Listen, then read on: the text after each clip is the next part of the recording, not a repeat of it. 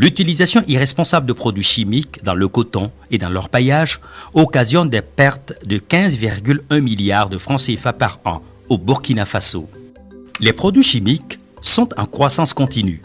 Ils sont indispensables dans plusieurs secteurs des activités humaines, telles que l'exploitation minière, la production industrielle, la production d'énergie, l'agriculture ou la santé. Au Burkina Faso, la pollution des sols, des eaux et de l'air causée par l'utilisation, le stockage et l'élimination impropre des produits chimiques est une réalité. Les pesticides et fongicides utilisés dans l'agriculture, comme le cyanure et le mercure utilisés dans l'orpaillage artisanal, mettent en danger des communautés entières et freinent le développement socio-économique du pays.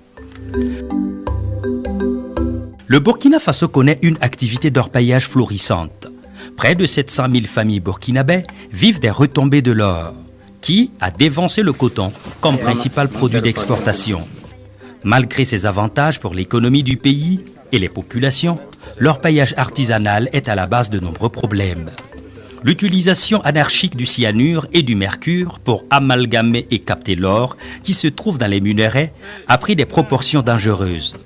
Il est estimé que les effets de l'utilisation du mercure et du cyanure affectent 850 000 personnes et sont responsables de pertes équivalentes à 19,2% de la valeur ajoutée de l'orpaillage. Quand je prends la région que je connais la mieux et ce que j'ai vécu personnellement, c'est les conséquences surtout sur l'environnement.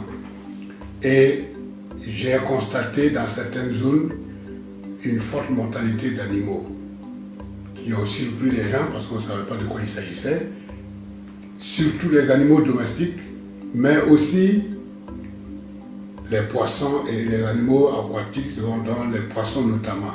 Et c'est là, dans un des fleuves qui traverse notre région, notamment la Bougriba, où on a vu que beaucoup de poissons mouraient et les gens ne savaient pas de quoi il s'agissait exactement. Jusqu'à ce qu'on se rende compte que l'eau avait elle-même changé de couleur. C'était devenu un peu rougeâtre.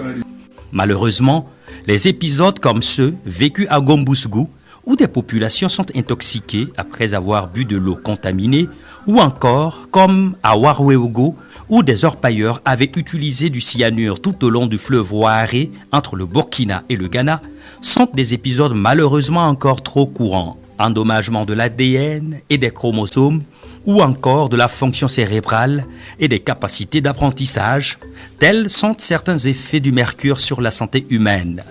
Le cyanure, par contre, peut entraîner des convulsions, lésions, coma et finalement l'arrêt cardiaque. Au Burkina Faso, près de 2/3 des travailleurs des mines artisanales présenteraient au moins 3 symptômes d'exposition chronique au mercure. Le coton constitue l'un des secteurs les plus importants en termes de contribution au PIB du Burkina. La culture du coton fait vivre près de 3 millions de personnes en milieu rural. Dans la culture du coton, l'usage croissant de pesticides pour faire face à la dégradation des sols et des conditions climatiques génère des impacts négatifs équivalents à 6,5% de la valeur ajoutée du secteur. Environ 350 produits différents sont connus pour être utilisés, y compris certains herbicides, insecticides et fongicides illégaux. Les pesticides et fongicides peuvent s'accumuler dans la chaîne alimentaire et contaminer les milieux naturels. Santé humaine, biodiversité, eau et sol. Cette bioaccumulation peut engendrer des troubles de reproduction, maladies chroniques, cancers et malformations. Dans tous les cas, les intoxications liées à l'utilisation des pesticides donnent lieu à des pertes de capacité de travail et des coûts de traitement et d'hospitalisation.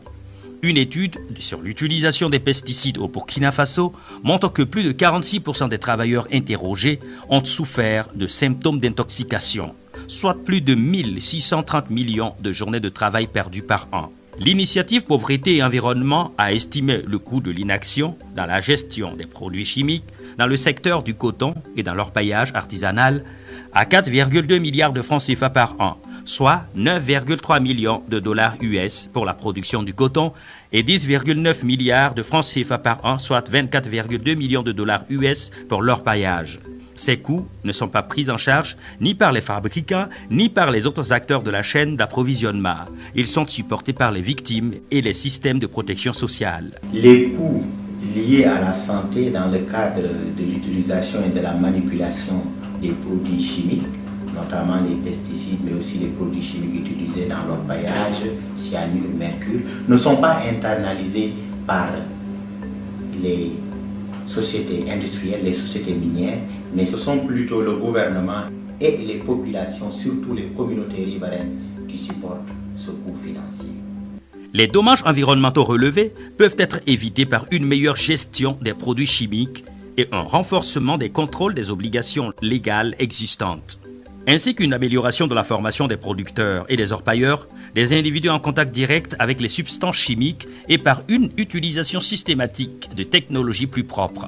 L'initiative Pauvreté et Environnement a estimé qu'une meilleure gestion des produits chimiques nécessite des dépenses annuelles d'environ 25 millions de dollars au Burkina Faso.